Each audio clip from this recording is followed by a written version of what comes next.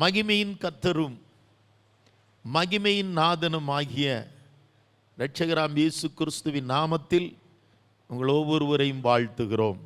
பிரியமானவர்களே, நம்முடைய தியானம் அற்பமானவைகளை கொண்டு அதிசயமானவைகளை செய்கிற தேவன். அல்லேலூயா. அது மாத்திரமல்ல, அற்பமாய் எண்ணப்படுகிறவர்களுக்கும் தேவன் அதிசயங்களை செய்கிறார். அற்பமான பொருட்களை யூஸ் பண்ணியும் தேவன் மகிமையான காரியங்களை செய்கிறார், உப்பு முதல் துப்பல் வரையும். அதுபோல அற்பமாய் எண்ணப்படுகிற மக்களுக்காகவும் இலோகத்தில் நம்மை ஒருவேளை யாருடைய பார்வையிலோ நாம் அற்பமாய் எண்ணப்பட்டால் நமக்கும் கர்த்தர் அதிசயங்களும் மகிமையான காரியங்களையும் செய்கிற தேவனாயிருக்கிறார். அல்லேலூயா. கடந்த நாளிலே காகள சத்தம், எக்கால சத்தத்தில் தேவனுடைய அற்புதங்கள் நடக்கிறதை நாம் பார்த்தோம். அதனுடைய ஒரு செய்தி பாக்கி உண்டு. ஆனால் இந்த நாளிலே உங்கள் மத்தியிலே வைக்கும்படியாக எனக்கு இருதயத்திலே போடப்பட்ட வார்த்தை, பிரைஸ் தி லார்ட், ஒரு அற்பமாய் எண்ணப்பட்ட குடும்பத்திற்கு கர்த்தர் மகிமையான காரியங்களை செய்ததை வேதத்தில் என்னுடைய சிந்தையிலே போட்டார். ஒரு அற்பமாய் எண்ணப்பட்ட குடும்பம், ஜாதி ஜனங்களால் புறக்கணிக்கப்பட்ட குடும்பம், வேத புஸ்தகத்திலே ஒரு அனாதையான குடும்பம்னு சொல்லலாம். அந்த குடும்பத்தில் அப்பா அம்மா யாருமே இல்லை இருக்கிறதாக பைபிள் எழுதப்படலை. பேரண்ட்லெஸ் ஃபேமிலி, ஆர்ஃபன், அனாதையாக இருந்த ஒரு குடும்பத்திற்கு கர்த்தர் மகிமையான காரியங்களை செய்ததை நாம் இன்னைக்கு பார்க்க போகிறோம். ஏன் அந்த குடும்பத்திற்கு கர்த்தர் மகிமையானவைகளை செய்தார் அல்லது அதிசயங்களை செய்தார்? நம்ம வாழ்க்கையில் நம்ம 4 பேர் பார்வையில் நம்ம அனாதையை போல ஒரு வீட்டில் நீங்கள் எல்லாரும் இருந்தும் இன்னைக்கு ரட்சிக்கப்பட்டவங்களாம் அவங்கவுங்க வீடுகளில் ரட்சிக்கப்படாதவர்கள். ஒருவேளை சகோதரிமார் மாத்திரம் ரட்சிக்கப்பட்டிருப்பாங்க, பிள்ளைகள் ரட்சிக்கப்பட்டிருக்கும், மற்ற யாரும் ரட்சிக்கப்பட்டிருக்க மாட்டாங்க. ஹஸ்பண்டோ அல்லது சொந்த பந்தங்களோ பிள்ளைகளோ யாரும் ரட்சிக்கப்பட்டிருக்க மாட்டாங்க. அப்போ அந்த ரட்சிக்கப்பட்ட பிள்ளைகள் அந்த வீட்டில் ஒரு அனாதையை போல தான் இருக்கும். பெரிய எல்லாரும் கோஆப்ரேட் பண்ண மாட்டாங்க, எல்லாரும் நம்மளை மதிக்க மாட்டாங்க. அவள் என்னமோ பெருசாக சர்ச்சைக்கு போகிறாளாம், என்னமோ பைபிள் படிக்கிறாள். இப்படி அற்பமாய் எண்ணப்பட்ட ஒரு குடும்பத்தை தேவன், அந்த குடும்பத்திற்கு தேவன் மகிமையான அதிசயங்களை செய்தார். அனாதையானாலும் பயப்படாதே, அதிசயங்களை செய்கிற தேவன் உன்னோடு இருக்கிறார். அல்லேலூயா. எடுத்து படிக்கலாம். முதலாவது அந்த குடும்பத்திற்கு கர்த்தர் கொடுத்த வாக்கு தத்தத்தை நான் உங்களுக்கு சொல்லிவிட்டு, யோவான் எழுதின சுவிசேஷம் 11ஆம் அதிகாரம் 40ஆம் வசனம். யோவான் எழுதின சுவிசேஷம், அங்கே ஒரு மகளை பார்த்து கர்த்தர் சொல்லுகிற ஒரு வார்த்தை, எல்லாருக்கும் தெரிந்த வார்த்தை, ஆனால் எப்பொழுது நிறைவேறுகிறது என்று நாம் பார்க்கலாம். யோவான் எழுதின சுவிசேஷத்தில் 11:40 இயேசு மார்த்தாளை நோக்கி, நீ விசுவாசித்தால் தேவனுடைய மகிமையை காண்பாய் என்று நான் உனக்கு சொல்லவில்லையா என்றார். യേശു അവളോട്, വിശ്വസിച്ചാൽ നീ ദൈവത്തിന്റെ മഹത്വം കാണുമെന്ന് ഞാൻ നിന്നോട് പറഞ്ഞില്ലയോ എന്ന് പറഞ്ഞു. അവളുടെ ജീവിതം എങ്ങനെയെന്ന് പറഞ്ഞാൽ മുമ്പുള്ള വശത്തെ നമ്മൾ വചനം വായിച്ചാൽ മനസ്സിലാകും. அவனுக்கு ஒரு சகோதரன் இருந்தான், அவன் மரித்து போனான். லாசரு 4 நாள் ஆயிடுச்சு. அவ சொல்ற பாருங்க 39 இயேசு சொல்றாரு, அந்த கல்லறையை மூடி இருந்த கல்லை எடுத்து போடுங்க. இந்த காலம் மாதிரி அந்த காலத்தில் குழி தோண்டி அடக்கம் பண்ண மாட்டாங்க, குழியில் மண்ணுக்குள்ளே அடக்கம் பண்ண மாட்டாங்க. இஸ்ரவேல் ஜனங்கள்லாம் குகைகளுக்குள்ளே தான் அடக்கம் பண்ணுவாங்க. எதில் அடக்கம் பண்ணுவாங்க? செல்லு மாதிரின்னு வச்சுக்கோங்களேன், மண்ணுக்குள்ளே அடக்கம் பண்ண மாட்டாங்க, குகைகளுக்குள்ள, இயற்கையாகவே மலைகளுக்குள்ளே இருக்கிற குகைகளில் அடக்கம் பண்ணுவாங்க. அப்படி ஒரு குகை, ஒரு கல்லறை இருந்தது.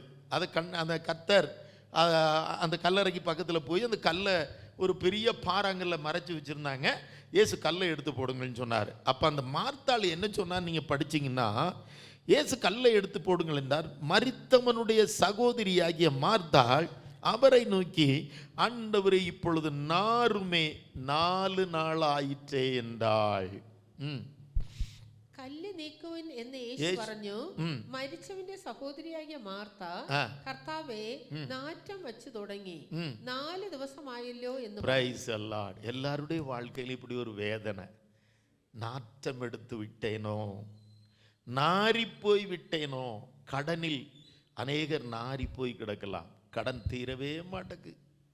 சிலர் வியாதிகளிலே நாற்றம் எடுத்தவர்களாய், வியாதி நம்முடைய குடும்பத்தை விட்டு மாறவே மாட்டேங்குது.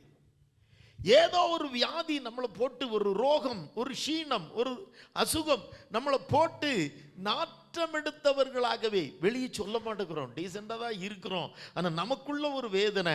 இனி சாகுமுறை, மரிக்கும் முறைக்கு இந்த வியாதியாக நாங்கள் எங்கள் குடும்பத்தில் நாங்கள் அனுபவிச்சு தான் ஆகணுங்கிற ஒரு வேதனையில் நாம் இருக்கிறோம். வெளியே சொல்ல முடியல. அந்த வீட்டை மழை பற்றி ஒருவேளை வெளியே சொல்லுவாங்க, ஒருவேளை அந்த குடும்பம் அது ஒரு ரோகம் பிடிச்ச குடும்பம்பா, அது ஆஸ்பத்திரினால இது அது வீட்டில் எப்பவும் தரித்திரியே இருக்கும். நல்ல கவனிங்க, மற்றவர்களுடைய பார்வையிலே, மற்றவருடைய திருஷ்டியில், மற்றவருடைய காழ்ச்சப்பாட்டில் நம்ம ஒரு நாரிய குடும்பம் போல காணப்படாம். உங்களை பார்த்தா ஒரு நாரி போன நாற்றம் எடுத்த, அவெல்லாம் ஒரு குடும்பமா, அவன்லாம் ஒரு குடும்பமா, அது ஒரு நாற்றம் எடுத்த குடும்பம், ஒரு நாரி குடும்பம். அது கடனில் நாரி கிடக்கு, வியாதியில் நாரி கிடக்குது, அந்த வீட்டில் ஒரு சந்தோஷம் இல்லை, ஒரு சமாதானம் இல்லை, பாபத்தில் நாரி கிடக்கு என்று சொல்லி நாற்றம் எடுத்த குடும்பமாய் ஊர் உலகம் சொல்லல.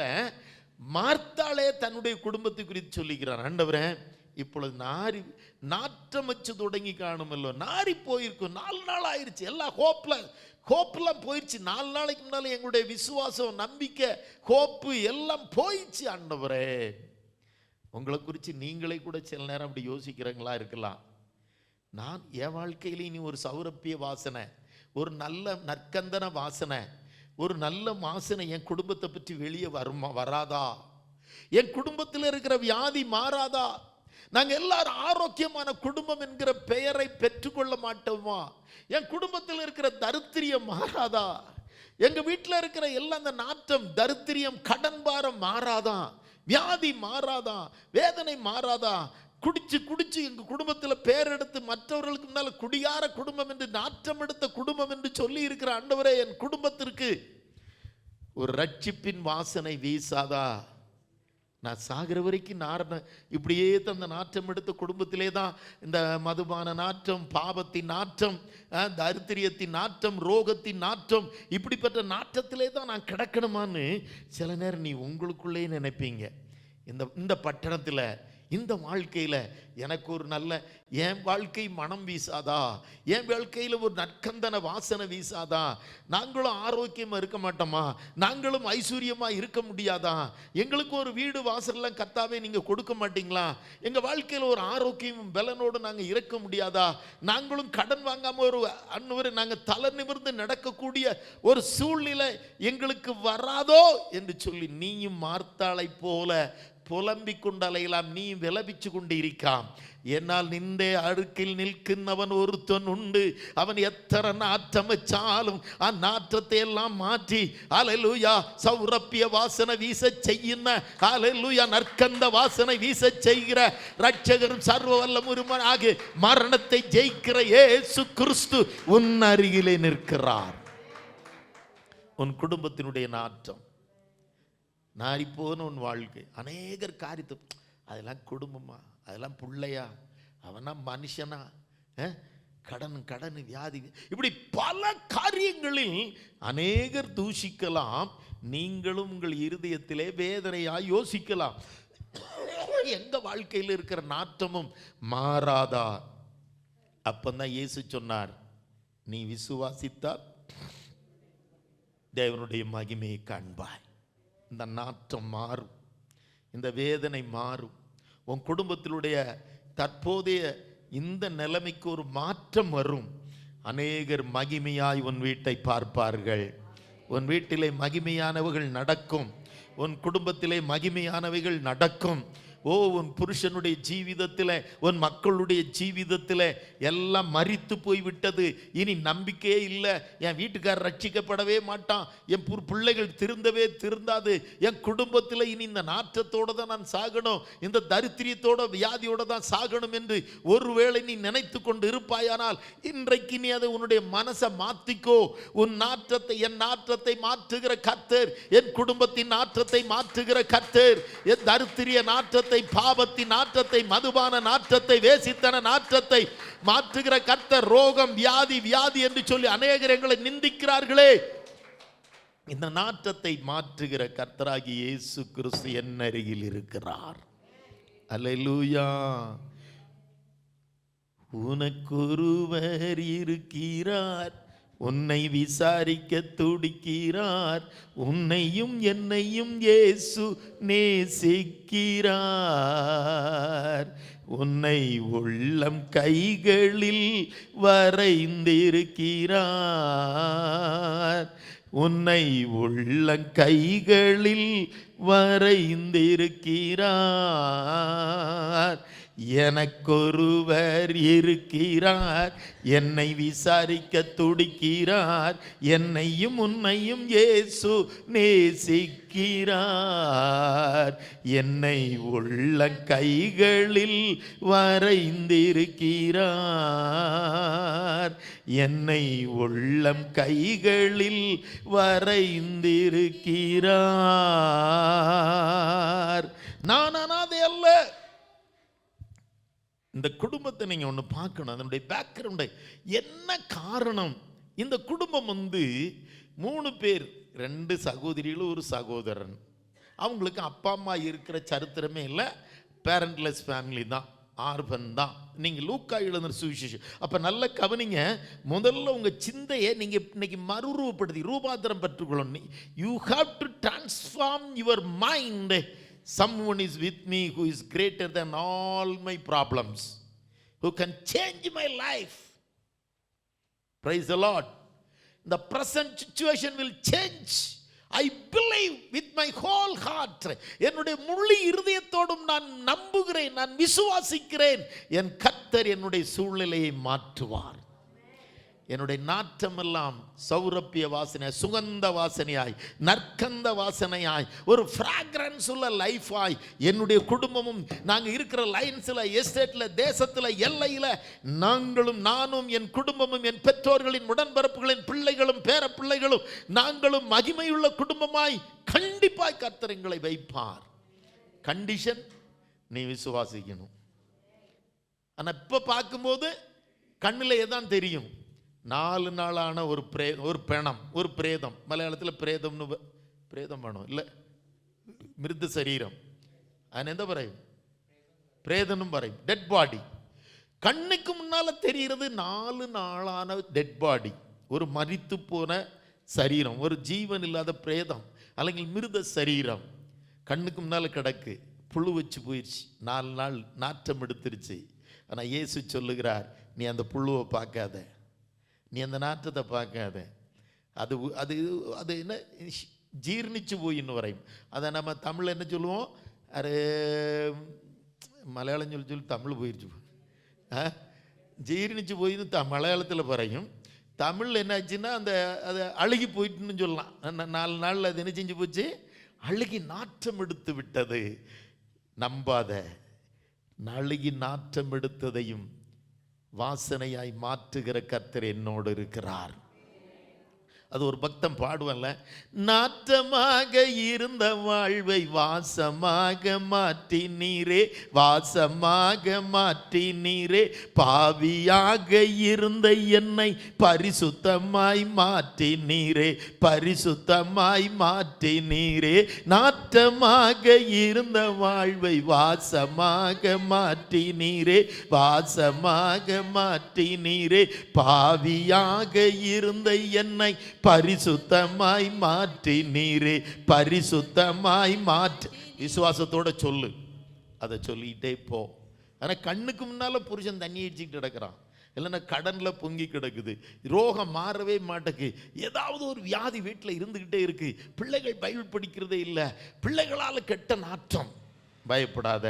என்ன செய்யணும்னு சொல்றேன். முதல்ல இதை மாற்றுகிற கர்த்தர் என்னோடு இருக்கிறார். First you should trust him, you should believe him. Hallelujah.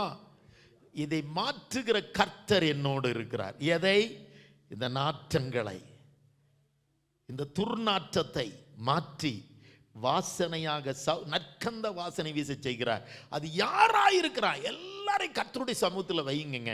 இங்கே இவருடைய சகோதரன் நாரி போனான், லாசரு நாரி போனான். உங்கள் வாழ்க்கையில் உங்கள் புருஷன் நாற்றம் எடுத்த ஒரு மனுஷனாக இருக்கலாம். தண்ணி அடிக்கிற, மதுபானம் பண்ணுகிறவனாய், கெட்ட வார்த்தை பேசுகிறவனாய், சினிமா கதைகளை அருவருப்பானதும் செய்கிறவனாய் உங்கள் பிள்ளைகள் இருக்கலாம், உங்கள் குடும்பத்தில் இருக்கலாம், உங்கள் மருமகன் இருக்கலாம், மருமகள் இருக்கலாம், யாரோ இருக்கலாம். நாற்றம் எடுத்த ஆட்கள் உங்கள் வீட்டில் இருக்கலாம். கர்த்தரை நம்பு, கர்த்தருடைய கரத்தில் அவங்கள ஒப்பு கொடுத்துரு. இப்போ மார்த்தல் என்ன செஞ்சா? அந்த கல்லறையோடு ஆண்டவர்கிட்ட ஒப்பு கொடுத்துட்டா. யார? மார்த்தாளும் மரியாளும் சேர்ந்து கல்லறையோட நாற்றம் எடுத்த சரீரத்தை யார் கையில் கொடுத்துட்டா? கர்த்தராகிய இயேசுவின் கையில் கொடுத்துட்டா. ஆண்டவரே, இவ்வளோதான், நாங்கள் வச்ச இடத்த காட்டிட்டோம், இந்தாங்க, இதுதான் கல்லறை, இதுக்குள்ளே இருக்கிற ஒரு அழுகின நாற்றம் எடுத்த சரீரம் தான் லாசரு என்கிற எங்கள் சகோதரன், நீங்கள் என்ன வேணாலும் செய்யுங்க, உங்களை நம்புகிறோம். அல்லேலூயா. இப்போ அதற்கு காரணம் என்ன? அதுக்கப்புறம் அற்புதம் நடந்தது. லாசருவை வெளியே வாயின்னு சொன்னார். அவன் வெளியே வந்த உடனே அந்த தேசத்தார் எல்லாரும் அதிசயப்பட்டார்கள், தேவனை மகிமைப்படுத்தினார்கள். அங்கே பெரிய பெரிய காரியங்கள் எல்லாம் நடந்தது. அது கடைசியில் நம் டைம் இருந்தால் சொல்கிறேன். இந்த அற்புதம் நடந்து அந்த நாற்றம் மாறி அந்த ஊருக்கே, அந்த பெத்தானியா கிராமத்திற்கே அந்த குடும்பம் ஒரு மகிமையான குடும்பமாய், சௌரப்பிய வாசனை, நற்கந்த வாசனை, சுகந்த வாசனை, கர்த்தருக்கு மகிமையை கொண்டு வருகிற குடும்பமாக அது மாறிற்று. அதை மட்டும் நீங்கள் படித்தீங்கன்னா தெரியும். 12ஆம் அதிகாரத்தில் அதை நான் அந்த ஃபைனலில் என்ன நடந்ததுன்னு சொல்லிடுறேன். அந்த வீடு தேவனுடைய வாசனையினால் நிரம்பிட்டு, அவன் உயிர் தெழுந்த பிற்பாடு அங்கே ஒரு ஸ்தோத்திர கூட்டம் வச்சுருந்தாங்க அவங்க வீட்டில்.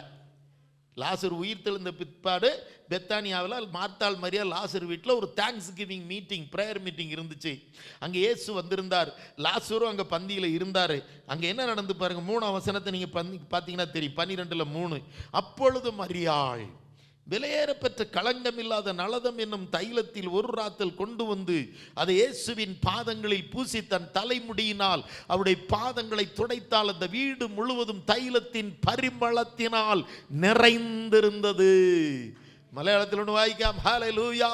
അപ്പോൾ മറിയ വിലയേറിയ സ്വച്ഛ ജഡ മാംസ്യ തൈലം ഒരു റാത്തലെടുത്ത് യേശുവിന്റെ കാലിൽ പൂശി തന്റെ തലമുടി കൊണ്ട് കാൽ തുവർത്തി தைலത്തിന്റെ സൗരഭ്യം കൊണ്ട് വീട് നിറഞ്ഞു. அல்லேலூயா. இப்ப அந்த வீடு என்ன செய்யுது?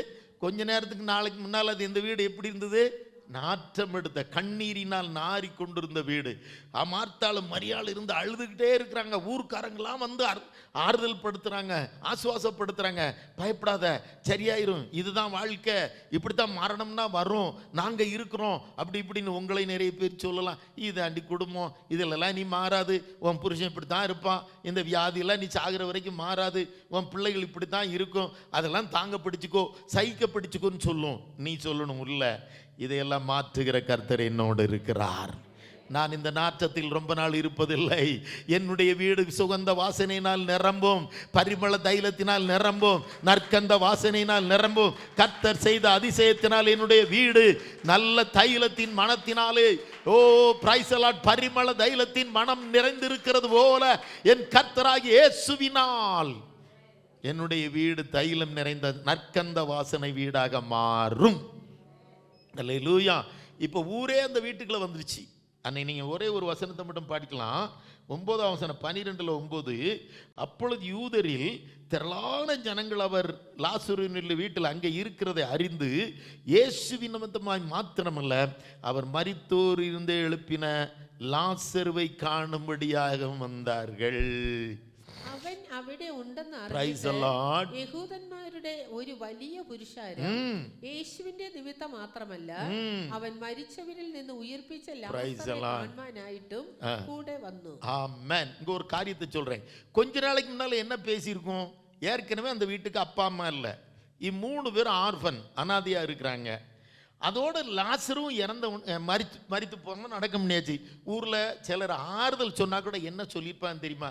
என்ன பாவம் செஞ்சிச்சோ இந்த கழுதைங்க, இந்த பொம்பளை கழுதைங்க, பொம்பளை பிள்ளைய, அப்பா அம்மாவும் இல்லை, அது என்ன பாவம் செஞ்சிச்சோ, என்னன்னா என்ன குடும்பமோ என்ன சாபமோ தெரியல. ஒரே ஒரு ஆம்பளை பையன் இருந்தான் துணைக்கு, அவனும் இறந்து போயிட்டான். இது ஒரு பெரிய சபிக்கப்பட்ட குடும்பம், பாவம். ஏன்னா யூதர்கள் ஏற்கனவே குருடனா பிறந்தவனையே குறை சொல்லிட்டு அலைஞ்சாங்க. இவன் செய்த பாவமா இவனை பெற்றோர்கள் செய்த பாவமான. அங்கெல்லாம் யூதர்களுக்கு ஒரு வீட்டில் ஒரு பிரச்சனை சாபம் நடந்ததுன்னா அவங்க முற்பிதாக்கள் செய்த பாவம் சொல்லி ஜட்ஜ்மெண்ட் கொடுத்து முத்திரை குத்திடுவாங்க. இது சபிக்கப்பட்ட குடும்பம், இது நார்ன குடும்பம், இது பாவம் செஞ்ச குடும்பம்னு சொல்லி. அப்படித்தான் இவங்களையும் கொஞ்ச நாளைக்கு முன்னால், கொஞ்ச நேரத்துக்கு முன்னால் அப்படித்தான் பேசிக்கிட்டு இருந்தாங்க. ஐயோ சபிக்கப்பட்ட குடும்பம், பாவம், என்ன பாவம் செஞ்சாங்களோ, அவங்க அப்பா அம்மாவும் செத்து போனாங்க, அவங்க முற்பிதாக்கள் அதுங்களும் அனாதையாக இருந்தது, தம்பியும் செத்து போயிட்டான், சகோதரனும் செத்து போயிட்டான், பெரிய சாபம் இந்த குடும்பத்தை தொடருகிறது என்று சொல்லி நிந்தித்திருந்த அதே கூட்டம் இன்னைக்கு லாசருவை பார்க்கும்படியாய் கூட்டம் கூட்டமாய் ஊரே இயேசுவையும் லாசருவையும் காணும்படியாய் அந்த மனம் வீசி கொண்டிருக்கிற அந்த நற்கந்த வாசனை வீசுகிற வீட்டிற்கு இப்போ கேள்விப்பட்ட ஜனத்திரளான கூட்டம் வர்றாங்க. ஒரு நாள் உங்களையும் உங்கள் குடும்பத்தையும் பார்த்து இந்த உலகம் ஆச்சரியப்படும். இவனா பாவத்தில் செத்து கிடந்த இவனா, இனி இவன் உருப்படவே மாட்டான்னு சொன்ன அந்த குடும்பமா, தரித்திரியத்திலையும் சாபத்திலையும் இருந்த இந்த குடும்பமா, ஓ அந்த பையனா, இல்லைன்னா இந்த பிள்ளையா, இல்லைன்னா இந்த மகனா, இந்த மகளான்னு சொல்லி நாற்றமெடுத்த லாசருவினுடைய மகிமையான சரீரத்தை இன்றைக்கு ஜீவனோடு காணும்படியாய் வந்த குடும்பத்தை போல நாற்றமெடுத்து இருக்கிறவனுடைய வீட்டிலே கர்த்தர் அற்புதங்களை செய்யும் போது, ஆமென், அந்த மகிமையான உன்னுடைய வீட்டிலே ரட்சிக்கப்படாதவர்களை தேவன் ரட்சித்து, வியாதியோடு இருக்கிறவர்களுக்கு தேவன் அற்புதத்தை செய்து, மகிமையான உன்னுடைய புருஷனை, மகிமையான உன்னுடைய பிள்ளைகளை, மகிமையான உன்னுடைய பேர பிள்ளைகளை, மகிமையான உன்னுடைய மக்களை காண்பதற்கு அநேகர் வருவார்கள். என்ன நாரி கிடந்தவனாப்பா இப்படி மாறிட்டான், இந்த பாவத்தில் கிடந்த குடும்பமா இப்ப இன்னைக்கு அழகா வீடு வாசல்லாம் கெட்டி ஆடம்பரமா காருகெல்லாம் வாங்கிட்டாங்க. எஸ், கர்த்தர் உனக்கு மகிமையான வாழ்வை வைத்திருக்கிறார். இன்னைக்கு தூஷிக்கிற வாய் உன்னை புகழத்தக்கதாக கர்த்தர் உன் வாழ்க்கைக்கு ஒரு மாற்றத்தை வைத்திருக்கிறார். அதுக்கு நீங்க என்ன செய்யணுங்கிறதையும் சொல்றேன். முதல்ல நமக்கு பூரணமா என்ன இருக்கணும்? முழு இருதயத்தோட விசுவாசிக்கணும். என்ன செய்யணும்? முழு இருதயத்தோட நம்பணும். என் வீடு ஒரு நாள் மகிமை நிறைந்த வீடாய் மாறும். இவனா நாற்றம் எடுத்த லாசருவா, உங்க வீட்டில் யாரையா பேர் நாற்றம் எடுத்த இவனா இப்போ பைபிளை தூக்கிட்டு நல்ல ஊழியம் செய்ய போறானா, ஆராதனைக்கு போறானா, இந்த பிள்ளைகள் கர்த்தருக்கு சாட்சியா இருக்குதான், இந்த குடும்பம் இன்னைக்கு வீடு வாசல்லாம் கெட்டிச்சா ஒரு நாள் தரித்திரியமா குடிசையில கிடந்த குடும்பமா இன்னைக்கு கர்த்தர் கோபுரத்தில் வைத்து இருக்கிறாராம். நம்பணும். அதுக்கப்புறம் ஒரு 2-3 காரியத்தை மட்டும் ஒரு 10க்கு கொஞ்ச நேரத்தில் சொல்லி முடிக்கிறேன். அப்புறம் நீ எப்படி இருந்தால் உன்னுடைய குடும்பத்தில் இது நடக்கும். முதல்ல விசுவாசிக்கணும். அதுக்கப்புறம் லூக்கா 10ஆம் அதிகாரம் வேகமாக 1-2 காரியங்களை மட்டும் ஞாபகப்படுத்த விரும்புகிறேன். லூக்கா 10ஆம் அதிகாரம், லூக்கோசிட்ட புத்தகம் 10ஆம் அதிகாரம், பிரைஸ் தி லார்ட், 38ஆம் வசனம், 10:38, லூக்கோஸ் 10:38.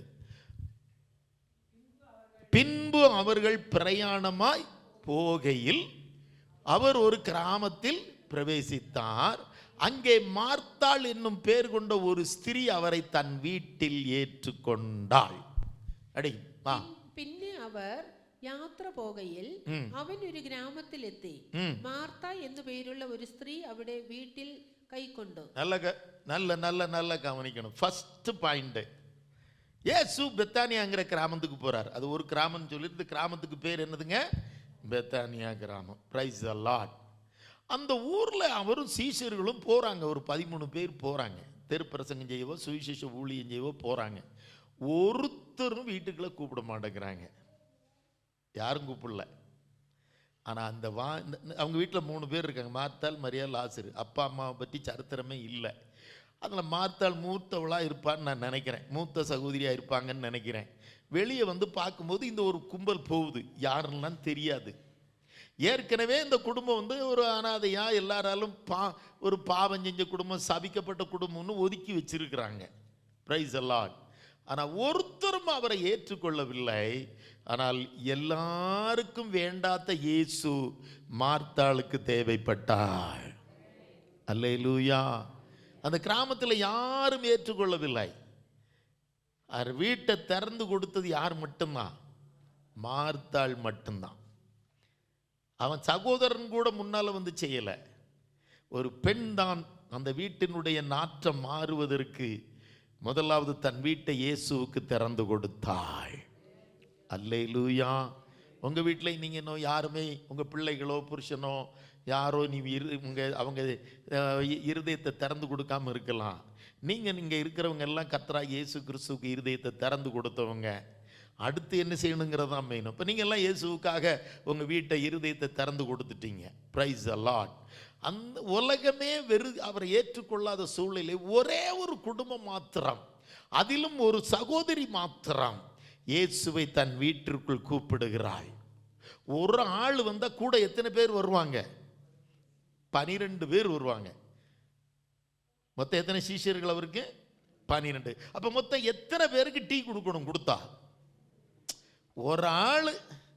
சிலர் நான் ஒரு 4-5 பேரை கூப்பிட்டு போயிட்ட சிலர் யோசிப்பேன், பாஸ்டர் மாத்திரம் வரம் பறஞ்சாலும் பாஸ்டர் ஒரு 4-5 பேரையும் சேர்த்து விழித்து கொண்டு வந்துள்ளோ എന്ന് ആലോചിക്കുന്നവർ ഉണ്ടാവും.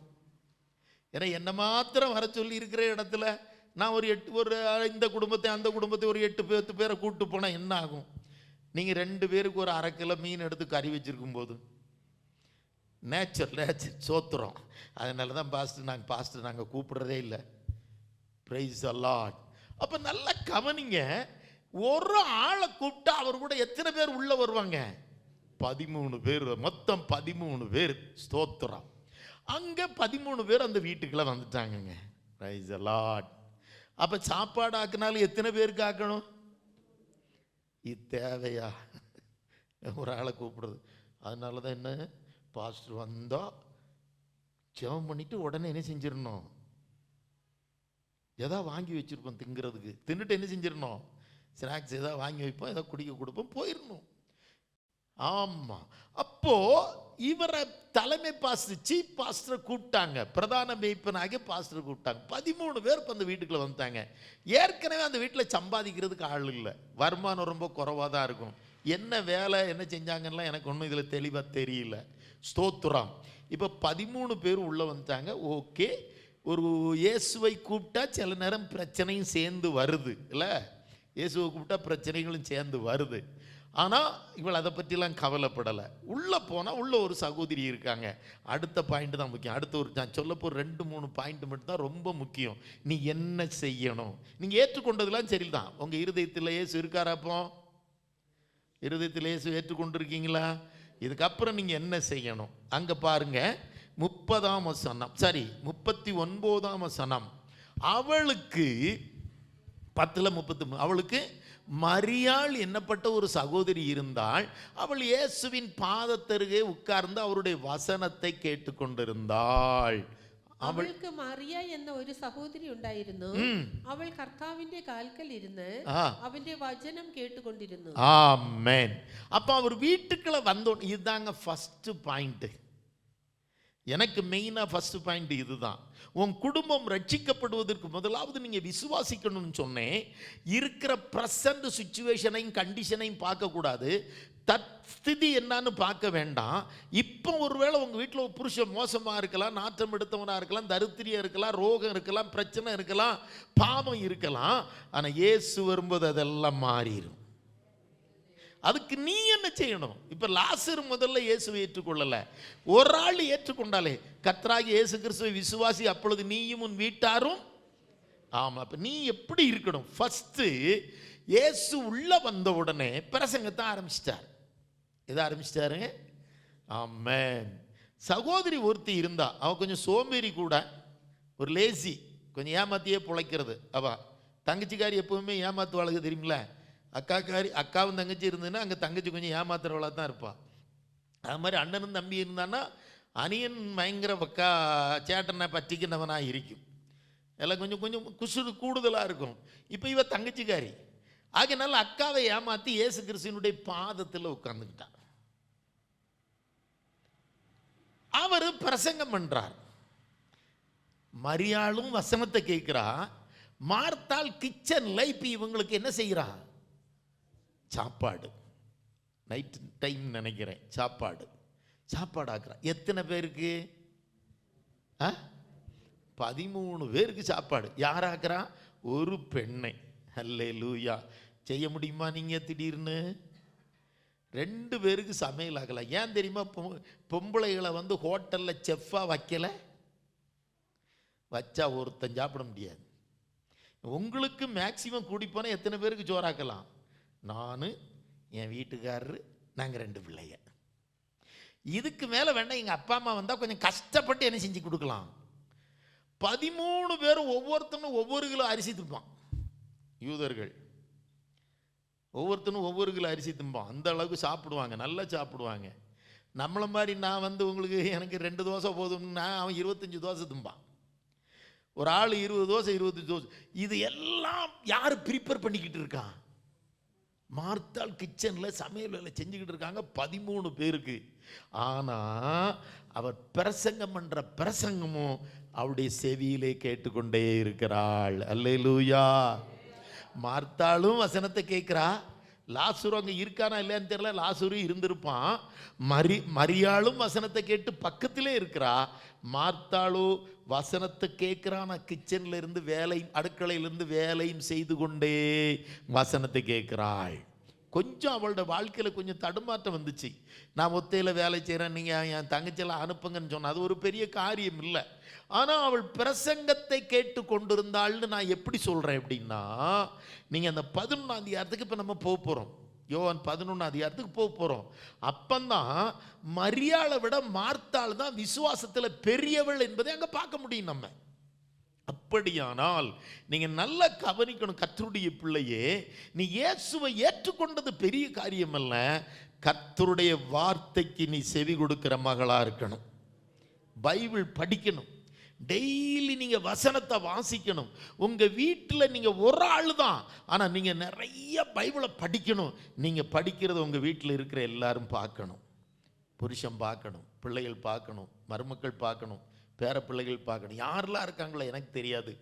நீ பைபிள் படிக்கிறத, நீ பிரசங்கத்தை கேட்குறத, நீ ஒருவேளை செல்ஃபோனில் அல்லனா டிவியில் யூடியூப்பில் நீ போட்டு பிரசங்கத்தை கேட்குறத உங்கள் வீட்டில் இருக்கவங்க பார்க்கணும். ஒட்டுமொத்தத்தில் சொல்கிறேன், வசனத்திற்கு நீங்கள் அதிக முக்கியத்துவம் கொடுக்கணும்.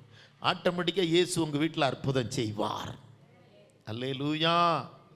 இப்படியாக மாத்திரமில்லை, அதுக்கப்புறம் அந்த குடும்பத்தில் இப்போ நல்ல கவனிங்க, ஒரு சின்ன பாயிண்ட் சொல்லணும்னா சொல்லலாம். அதை கொடுப்பதற்காக நிறைய பேர் பிரசங்கம் பண்ணலாம். நான் ஒரே ஒரு சப்பு பாயிண்டாக ஒன்று சொல்கிறேன்.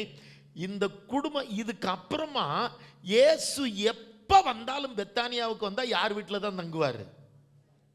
மார்த்தாள் மரியாள் வீட்டில் தான் தங்குவார். அப்போ இந்த குடும்பம் தேவனுடைய ஊழியத்திற்கு தன் நெருக்கத்தின் நடுவிலும் அதிகமாய் உற்சாகமாய் செலவு செய்த குடும்பம்.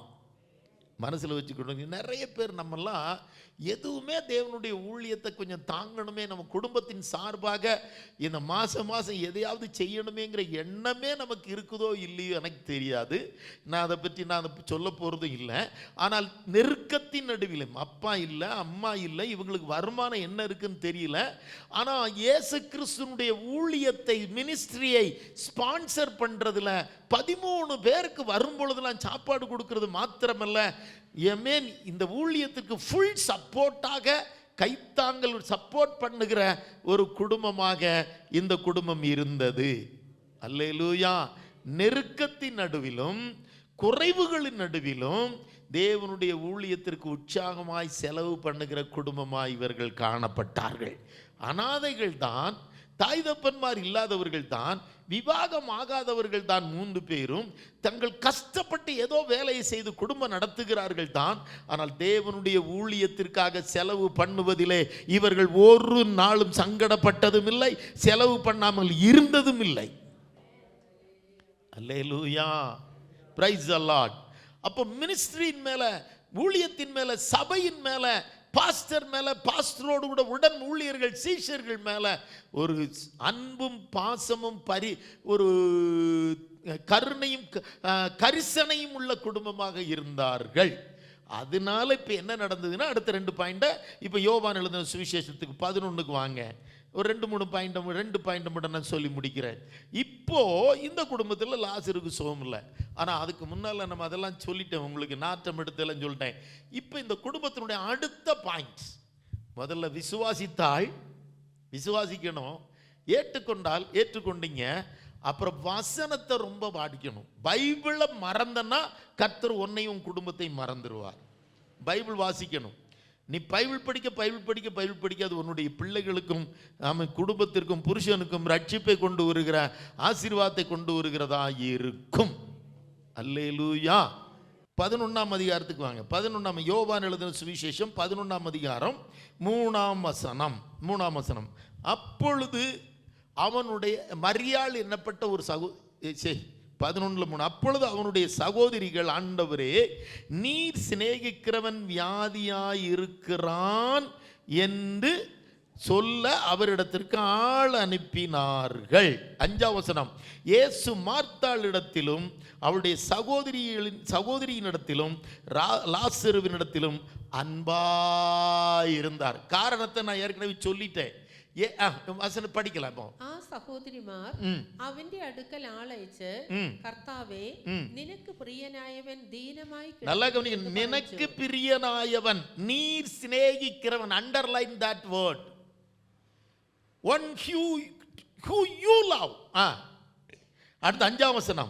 യേശു മാർത്തയെയും അവളുടെ സഹോദരിയെയും ലാസറുവിനെയും സ്നേഹിച്ചു. ആമേൻ. நல்ல கவனிங்க. இயேசு இவங்களை சிநேகிக்கிறார், இவர்கள் இயேசுவை நேசிக்கிறார்கள். அல்லேலூயா. இயேசு யார்கிட்டலாம் அன்பா இருந்தாரா? யார்கிட்டலாம் சிநேகமா இருந்தாரா? மார்த்தாட்டையும் மரியாள் இடத்துலையும் லாசர்கிட்ட. ஏன்னு நான் பாயிண்டை ஏற்கனவே சொல்லிட்டேன். இவர்கள் எப்படிப்பட்டவர்கள்? வசனத்திற்கு முக்கியத்துவம் கொடுத்த குடும்பமாயிருந்தது. அல்லேலூயா. தேவனுடைய ஊழியத்திற்கு தன் குடும்பத்தில் என்ன இருக்குதோ இல்லை, தங்கள் நெருக்கத்தின் நடுவிலும் பெத்தானியா கிராமத்தில் ஒரு தேவனுடைய சுவிசேஷம் பரவுவதற்கு, இயேசு கிறிஸ்துவும் சீஷர்கள் ஊழியம் செய்வதற்கு செலவாக்குகிற சப்போர்ட்டிவ் ஃபேமிலியாக இருந்தார்கள். அப்போ அந்த ஊழியத்தில் அவர்கள் காட்டின அந்த கரிசனை, கேரு, அந்த என்ன சொல்றது, உத்தரவாதம், இவர் மனப்பூர்வமாய் அவர்களை நேசித்தார். அப்ப அடுத்த காரியம், நீங்கள் தேவனுடைய சிநேகத்தை, இயேசு கிறிஸ்துவனுடைய அன்பை, சிநேகத்தை பெற்றுக்கொள்ளுகிற விதத்தில் நீங்கள் நடக்கிற குடும்பமா இருக்கணும். இது ரொம்ப சொல்லணும், டைம் நிறைய. என்ன இயேசு சிநேகிக்கணும், நேசிக்கணும்னா நான் எப்படி அவருக்கு நடந்து கொள்ளணும். நீங்கள் உங்களுக்கு தெரியும், ஒரு ஆள் உங்களை சிநேகிக்கணும்னு சொன்னால், சிநேகிக்கிறவனுக்காக அவனோ அவளோ எப்படிலாம் தங்களை மாற்றிக்கொள்ளுவார்கள் என்று எல்லாத்தையும் தியாகம் பண்ணிடுவாங்க ஒருத்தனுடைய சிநேகத்திற்காக, அன்புக்காக. ஆனால் இயேசு என்ன நேசிக்கணும்னா, இந்த உலகத்தில் நான் எல்லாவற்றையும் வெறுக்கணும். யாரை மாத்திரம்தான் நேசிக்கணும்? உன் தேவனாகி கர்த்தரிடத்தில் உன் முழு இருதயத்தோடும் முழு ஆத்மாவோடும் முழு பலத்தோடும் அன்பு கூறுவாய். Love your Lord with all your heart, with all your soul, with all your strength. Then automatically he will love you. அல்லேலூயா. அப்போ இந்த குடும்பம் தேவனுடைய சிநேகத்தை, அதுக்கு ஒரே காரணம் யாரு? மார்த்தாள். நீங்க நல்லா இருந்தீங்கன்னா உங்க குடும்பம் தேவனால் சிநேகிக்கப்படுகிற குடும்பமாய் மாற முடியும். அப்ப கர்த்தர் சிநேகிக்கிற, அன்பு கூறுகிற குடும்பம், அது கொஞ்சம் கொஞ்சமாக கொஞ்சம் நாற்றங்கள் எல்லாம் சீக்கிரமாக இதாக மாறிடும், வாசனையாக மாறும். அப்போ ஏற்றுக்கொண்ட நீ முதல்ல இயேசுவுக்கு இதுக்கு கொடுக்கணும். இப்போ நான் அடுத்து சொல்ல போகிற பாயிண்ட் எல்லாமே மார்த்தாளை குறித்து மாத்திரம்தான் சொல்ல போகிறேன். இந்த மார்த்தாள் தான் இந்த அற்புதம் நடப்பதற்கு மூல காரணமாக இருந்த சகோதரி. மரியாளுகிட்ட இருந்த விசுவாசத்தை விட பல மடங்கு மார்த்தாளிடத்தில் இருந்தது. ஒருவேளை ஆரம்பத்தில் இயேசு அவளை கடிந்து கொண்டார். மரித்தாளை நீ அநேக காரியங்களை குறித்து கவலைப்படுகிறார், மரியாளும் தன்னை விட்டு எடுபடாத நல்ல பங்கு தெரிந்து கொண்டாள்னு அந்த டைமில். ஆனால் இங்கே வந்து பார்த்தீங்கன்னா மார்த்தாளுடைய சுபாவத்தை எல்லாம் நான் உங்களுக்கு சொல்லுகிறேன் பாருங்களேன். பிரைஸ் சொல்லாத 11ஆம் அதிகாரத்தில் அல்லேலூயா 20ஆம் வசனத்தை படிங்க. 11:20 1-2 காரியத்தை வேகமாக படிக்கலாம். இயேசு வருகிற, இப்போ இவர் மரித்து போனாள், அடக்கமும் முடிஞ்சிருச்சு. 4வது நாள் இயேசு வர்றாருன்னு சொல்லி மார்த்தாள் கேள்விப்பட்ட போது அவருக்கு எதிர்கொண்டு போனாள். மரியாளோ, நான் சொன்னல, அவ கொஞ்சம் சோம்பேறி, லேசி. യേശു വരുന്നു എന്ന് കേട്ടിട്ട് മാർത്ത അവനെ എതിരേൽപ്പാൻ ചെന്നു. நமக்கு அந்த சுபாவம். அடுத்தது மார்த்தாளிடத்தில் காணப்பட்ட ஒரு பெரிய காரியம், இயேசு வர்றாருன்னா எதிரேൽக்குவான் அவள் ஓடி, அதாவது வரவேற்க ஓடினாள். வீட்டு துக்க வீடு தான், 4வது நாள் தான் ஆகுது, அடக்கம் பண்ணி 2 நாள் இருக்குன்னு வச்சுக்கோங்களேன். துக்க வீடு தான், ஆனால் அவள் இருதயம் முழுவதும் இயேசுவால் நிறைந்திருந்தது. இயேசு வருகிற அங்கே கூட்டம் ஃபுல்லாக நிறைஞ்சிருக்கு. இஸ்ரவேல் ஜனங்கள், யூதரில் அநேகர், 10, 11, 19 நீங்கள் வீட்டில் போய் படிச்சுக்கிங்க, டைம் இல்லை. அநேகர் அந்த வீடு ஃபுல்லாக கூட்டம் இருக்கு. ஒரு ஆள் வந்து மெதுவாக சொல்கிறாங்க, மார்த்தா மார்த்தா இயேசு வந்துக்கிட்டு இருக்கிறாருன்னு. வேகமாக எந்திரிச்சவா ஸ்பீடாக இயேசுவை பார்த்து ஓடுறாங்க. ஒரு வெக்கமில்லை, எனக்கு இயேசு போதும். அதெல்லாம் கவனிக்கணும். எல்லா காரியத்திற்கு முன்பந்தியிலே இருந்தவள் மார்த்தாள். நம்முடைய வாழ்க்கையிலும் வேதவாதிக்கிறதுக்கானாலும் ஜெபிக்கிறதுக்கானாலும் இயேசுவை தரிசிப்பதற்கு ஆராதனைக்கு வரணும்னாலும் எல்லா காரியத்திற்கும் நாம் முன்பந்தியிலே, முன்னணியிலே, முன்னிறையிலே நிற்கிறவர்களாய் காணப்பட வேண்டும். மரியாள் லேட் தான், ஆனால் மார்த்தாள் நல்ல ஸ்பீடு. இயேசுவை கூப்பிடணுனாலும் சரி, இயேசுவுக்கு சமையல் பண்ணி கொடுத்து செலவு பண்ணுறதுனாலும் சரி, பிரைஸ் அல்லாட் வசனங்களை கேட்கறதுனாலும் சரி, சில குறைகள் இருந்தாலும் மரியாளை விட ரொம்ப ஸ்பீடு இயேசுவை ஏற்றுக்கொள்வதற்கு மார்த்தாள் இருந்தாள். நீங்களும் கர்த்தருக்கு அடுத்த காரியத்தில் எப்படி இருக்கணும்? ஸ்பீடாகவே இருக்கணும். இப்போ என்னாச்சுன்னா, இயேசு போய் அவளை மீட் பண்ணிட்டார். மரியாள் வீட்டில் தான் இருக்கா, மரியாள் வீட்டில் தான் இருக்கிறா. அடுத்த பாயிண்ட் நீங்கள் படிங்க, 21. மார்த்தாள் இயேசுவினிடத்தில் வந்த, ஆண்டவரே நீர் இங்கே இருந்தீரானால் என் சகோதரன் மரித்திருக்க மாட்டான். യേശുവിനോട്, കർത്താവേ നീ ഇവിടെ ഉണ്ടായിരുന്നു എങ്കിൽ എന്റെ സഹോദരൻ മരിക്കയില്ലായിരുന്നു. മാത്രം അങ്ങയുടെ സാന്നിധ്യം മാത്രം നീ ഇവിടെ വന്നിരുന്നുവെങ്കിൽ എന്റെ സഹോദരൻ മരിക്കയില്ലായിരുന്നുവല്ലോ. എവിടെ പോയി? அவளுக்கு ஒரு விசுவாசம் உள்ளே இருந்துச்சு பாருங்க. அதைத்தான் சொல்றான், இயேசுவே உங்க பிரசன்னத்தில், நம்ம ஒரு பாட்டு பாடுவோம்ல, உங்க பிரசன்னத்தில் சிறகில்லாமல் பறக்கிறேன், உங்க சமூகத்தில் குறைவில்லாமல் வாழ்கிறேன், உங்க பிரசன்னத்தில் சிறகில்லாமல் பறக்கிறேன், உங்க சமூகத்தில் குறைவில்லாமல் வாழ்கிறேன். இப்ப மார்த்தாளுக்கு தெரியும், இயேசு மாத்திரம் அந்த நேரம் எங்க வீட்டில், ஏன்னா அவர் அப்போ உயிர்த்தெழல, மரிக்கல, அடக்கம் பண்ணப்படல, ஆவியில் இல்லை, சரீரத்தில் மட்டும்தான் இருந்தார். இயேசுவே நீர் இங்க இருந்திருந்தானா, என்ன போல்டா சொல்றா பாருங்க, என் சகோதரன் மரிச்சிருக்க மாட்டான், ஏன்னா நீர் அவனை மரிக்க விட மாட்டீர், உங்கள்கிட்ட சக்தி இருக்கு, உங்கள்கிட்ட பவர் இருக்கு, உங்கள்கிட்ட வல்லமை இருக்கு, அவனை நீர் சௌக்கியமாக்கி இருப்பீர், ஆகையினால் கொஞ்சம் லேட் ஆயிட்டீர் ஆண்டவரே. Price the Lord. இயேசு இருந்தால் இது நடக்கும்ங்கிற விசுவாசம் அவள்கிட்ட இருந்தது. மரியா ஒண்ணுமே பேசிக்கல. Price the Lord. அடுத்த வசனத்தை நான் உங்களுக்கு சொல்றேன் பாருங்க. இப்பொழுதும் அவ சொல்றா பாருங்க, ஆட்டோமேட்டிக்கா, ஐயோ அதெல்லாம் நிறைய இருக்குங்க. இப்பொழுதும் நீ தேவனிடத்தில் கேட்டுக்கொள்வது எதுவோ அதை தேவன் உமக்கு தந்தருளுவார் என்று அறிந்திருக்கிறேன் என்றாள். ഇപ്പോഴും നീ ദൈവത്തോട് ദൈവം നിനക്ക് തരുമെന്ന് ഞാൻ അറിഞ്ഞിരിക്കുന്നു എന്ന് പറഞ്ഞു. What a great faith Martha had, you know. அவ தெளிவா சொல்றப்ப எவ்வளவு ஒரு பெரிய விசுவாசம் அவளுடைய இருதயத்தில் இருந்தது. இப்பவும் ஆண்டவரே நீ பரலோகத்தை பார்த்து ஜெபித்தார், ஆனால் நீ கேட்கிறது எதுவும் எனக்கு கிடைக்கும், என் சகோதரனும் வருவான். அல்லேலூயா. ஏன்னா அவங்களுக்கு ஜெபம் பண்ண தெரியாது, ஆரம்ப காலகட்டத்தில் இருக்காங்க. இப்பவும் கர்த்தாவே நீர் ஒரு வாயை திறந்து கேட்பீரானால், நீர் வாயை திறந்து ஜெபிப்பீரானால் என் சகோதரன் என் உயிரோடு எழுந்திருப்பான். அதுக்கப்புறம் இன்னொரு பெரிய ஃபெய்த் அவளுக்கு இருந்தது பாருங்க. உடனே இயேசு சொன்னார், அவன் சகோதரன் நிச்சயமா உயிர்த்தெழுந்திருப்பான்னு சொன்ன உடனே 24ஆம் வசனம் தான் எனக்கு ரொம்ப ஆச்சரியமா இருந்துச்சுங்க. 24ல் மார்த்தாவனுடைய கேரக்டரை பாருங்களேன். அதற்கு மார்த்தாள், உயிர்த்தெழுதல் நடக்கும் கடைசி நாளிலே அவனும் உயிர்த்தெழுந்திருப்பான் என்று அறிந்திருக்கிறேன் என்றாள். மார்த்தா அவனோடு ஒடுக்கத்த நாளிலே പുനരുത്ഥാനത്തിൽ അവൻ ഉയർത്തെഴുന്നേൽക്കും എന്ന് ഞാൻ അറിഞ്ഞിരിക്കുന്നു എന്ന് പറഞ്ഞു. இது எவ்வளவு பெரிய ஃபெய்த் தெரியுமா? இயேசு கிறிஸ்து இன்னும் மரித்து அடக்கம் பண்ணப்படல, உயிர்த்தெழலைங்க. ஆனா இவளுக்கு ஒரு பெரிய நம்பிக்கை, மரித்தோர் எல்லாம் உயிர்த்தெழுவார்கள். என்னதுங்க? மரித்தவரெல்லாம் ஒரு நாள் உயிர்த்தெழுவார்கள். நமக்கு கூட இன்னைக்கு நிறைய பேருக்கு கிடையாது. இவ்வளவு பிரசங்கத்தை கேட்ட நமக்கு கிடையாது. நிறைய கிறிஸ்தவர்களுக்கு, கோடிக்கணக்கான கிறிஸ்தவர்களுக்கு இன்னைக்கு கிடையாது.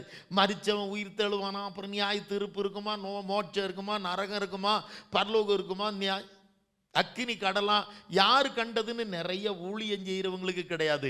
கோடிக்கணக்கான கிறிஸ்தவர்களுக்கு இன்னும் நம்பிக்கை இல்லை. மரணத்திற்கு அப்புறம் உயிர்த்தெழுதல் இருக்கு, நியாய தீர்ப்பு இருக்கு, நரகம் இருக்கு, பரலோகம் இருக்குங்கிற நம்பிக்கை இல்லை. ஆனால் அந்த காலத்தில் இதெல்லாம் இல்லாத, பரிசுத்த ஆவியானவருடைய அபிஷேகம் இல்லாத காலகட்டத்திலேயே மார்த்தாளுக்கு ஒரு நம்பிக்கை இருந்தது. மரித்தவர்கள் எல்லாரும் ஒரு நாள் உயிர்த்தெழுந்தார்கள்.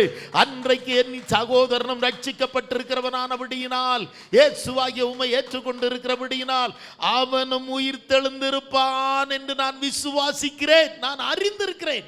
I knew very clearly my brother also will rise on those days. எவ்வளவு பெரிய நம்பிக்கை! I knew, எனக்கு தெரியும், நான் அறிந்திருக்கிறேன், நான் அறிந்திருக்கிறேன், நான் அறிவேன். அறிவு, உயிர்த்தெழுதலை குறித்த ஒரு அறிவு மார்த்தாள்கிட்ட இருந்தது. ஆனால் ஒரே ஒரு, அவர் இப்பவே உயிர்த்தெழுந்துக்கிற சொன்னாரு. ஆனால் இவன் மரணத்திற்கு அப்புறமாக இருக்கிற உயிர்த்தெழு அங்கே போயிட்டாங்க. இயேசு கிறிஸ்துவினுடைய வருகை இருக்கும், மரித்தோரின் உயிர்த்தெழுதல் இருக்கும். நமக்கும் அந்த நம்பிக்கையோடு தான் கர்த்தரை ஆராதிக்கணும். அதுதான் கம்யூனியன் சர்வீஸில் சொல்லுவேன். என் மாம்சத்தை புசித்து என் ரத்தத்தை பானம் பண்ணுகிறவன் என்னில் நிலைத்திருக்கிறான், நானும் அவனில் நிலைத்திருக்கிறேன். என் மாம்சத்தை புசித்து என் ரத்தத்தை பானம் பண்ணுகிறவனுக்கு நித்திய ஜீவன் உண்டு, கடைசி நாளில் நான் அவனை எழுப்புவேன். அல்லேலூயா. அதனால தான் எந்த ஆராதனை கட்டடிச்சாலும் கம்யூனியன் சர்வீஸில் நம்ம கண்டிப்பாக கட்டடிக்க கூடாதுன்னு அடிக்கடி சொல்லுவேன். Price the Lord. இப்போ நல்ல கவனிங்க மக்களே. இந்த மார்த்தாள் இப்போ திரும்ப இப்போ அதுக்கடுத்து அவர் சொல்கிறார், 1, 2லாம் சொல்கிறாரு. கடைசியில் அவர் சொன்னதை மட்டும் நான் சொல்லி முடிச்சிடுறேன். ஆமென். 27ஆம் வசனத்தை நம்ம வாசிக்கலாம்.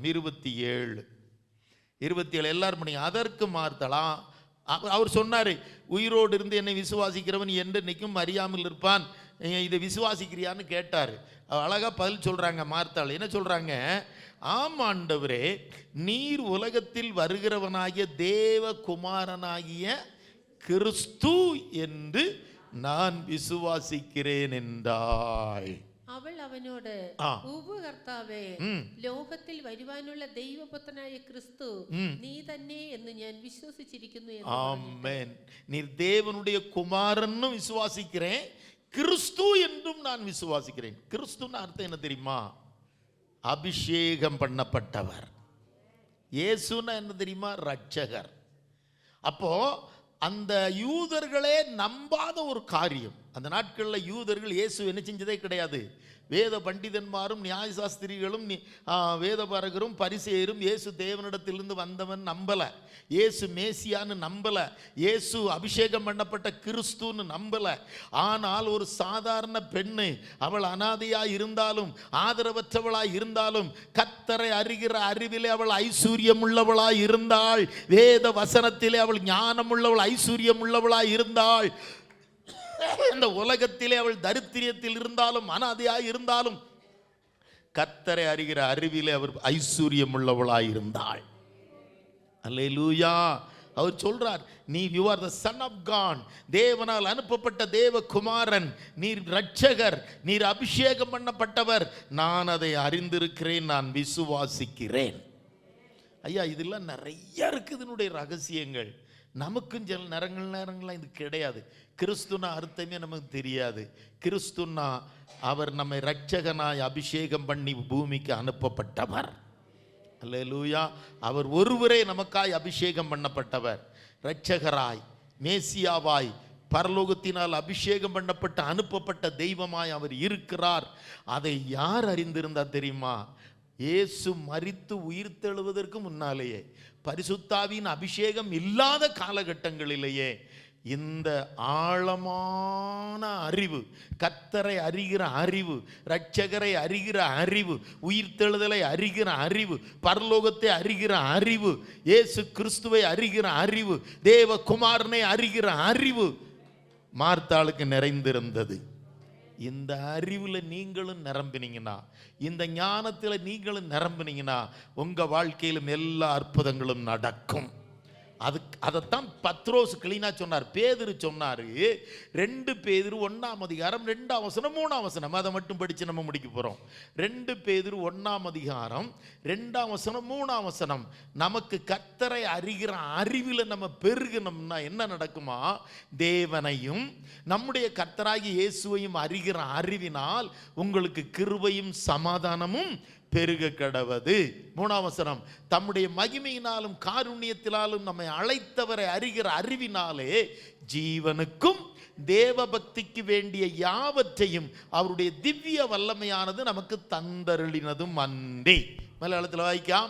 ദൈവത്തിന്റെയും നമ്മുടെ കർത്താവായ യേശുവിന്റെയും പരിജ്ഞാനത്തിൽ നിങ്ങൾക്ക് കൃപയും സമാധാനവും വർദ്ധിക്കുമാറാകട്ടെ. പരിജ്ഞാനത്തിൽ, അവനെ അറിയുന്ന പരിജ്ഞാനത്തിൽ കർത്താവിന്റെ, if you increase in the knowledge of our God, everything will be given unto you, amen, abundantly. തന്റെ മഹത്വത്താലും വീര്യത്താലും നമ്മെ വിളിച്ചവന്റെ പരിജ്ഞാനത്താൽ അവന്റെ ദിവ്യ ശക്തി ജീവനും ഭക്തിക്ക് വേണ്ടിയതൊക്കെ, ജീവനുக்கு வேண்டியதையும் கொடுக்குமா? இந்த உலகத்தில் உனக்கு என்னெல்லாம் வேணும்? உன் குடும்பம் ரட்சிக்கப்படணும், கர்த்தர் தருவார். நீ எதில் வளரணும்? கர்த்தரை அறிகிற அறிவில் பரிஞானத்தில் வளரணும். Price the Lord. உன் பிள்ளைகளுக்கு நன்மையை செய்வார். உன்னுடைய வீட்டிலே அற்புதங்கள் நடக்கும். அது வேலையிலேயோ, விவாகத்திலேயோ, கற்பக்கனிகளிலேயோ, வீடு கட்டுவதிலேயோ ஜீவனுக்கு வேண்டியதையும் தருவார். தேவ பக்திக்கு வேண்டிய எல்லா வரங்களையும் கிருபைகளையும் ஆமீன் நமக்கு தருவார். அப்ப எதில் வளரணும் சொல்லுங்க? கர்த்தரை அறிகிற. மார்த்தாள் வளர்ந்திருந்தார்கள். மார்த்தாள் கர்த்தரை அறிகிற அறிவில், ஓ பிரைஸ் அல்ல, வெரி சூப்பருங்க மார்த்தாளுடைய அறிவு. எனக்கு சொல்ல டைம் இல்லை, நிறைய இருக்கு மார்த்தாளை பற்றி எனக்கு சொல்றதுக்கு. ஆகையினால ஒரு காரியத்தை நல்லா கவனிச்சுக்கிங்க. கர்த்தரை ஆராதிச்சுட்டு போறது இல்லை, கர்த்தரை அறிகிற அறிவில் வளரணும். இயேசு கிறிஸ்துவுக்கிட்டையே இவ எவ்வளோ போல்டாக ரிப்ளை கொடுக்குறா பார்த்தீங்களா, பதில் சொல்கிறா பாருங்களா. நான் ஒரு கேள்வி கேட்டங்கிறது நிறைய பேர் வாயை திறக்க மாட்டேங்கிறீங்க. இயேசு கிறிஸ்துக்கிட்டே தைரியமாக அவர் கேட்குற கேள்விக்கும் அவர் சொல்கிற காரியத்திற்கும் பதில் கொடுக்குற அளவுக்கு அவளுக்குள்ள தேவ அறிவு, ஆமென், ஹalleluya, தேவனை குறித்து அறிகிற அறிவு, knowledge of God, divine knowledge about our Lord, amen, was within the heart of Martha. filled the heart of Martha. மார்த்தாளுடைய இருதயத்தை அது நிறைத்திருந்தது. கர்த்தரை அறிகிற அறிவு நிறைத்திருந்தது. உங்க வாழ்க்கையில நீங்க அறிவில் வளரணும். ஏதோ வந்தோம் போனேன் ஆராதித்தேன் துதிச்சேன்னு இல்லை. 4 பேர் கேள்வி கேட்டால் என்ன சொல்லணும்? பதில் சொல்ல தெரியணும். ஏன் ஆராதிக்கிறீங்க? இயேசு என்ன அவ்வளோ விசேஷித்த தெய்வம்? மரணத்துக்கு பிற்பாடு உயிர்த்தெழுதல் உண்டு அவனுக்கு தெரியுமா அப்படின்னு நீ போல்டா சொல்ல தெரியணும். அல்லேலூயா.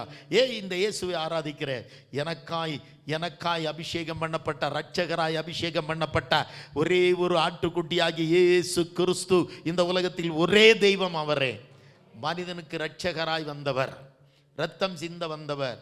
உயிர்த்தெழுதல் நடக்கும் கடைசி நாளிலே அவர் உயிர்த்தெழுந்திருக்கிறபடியினால் நானும் உயிர்த்தெழுவேன்.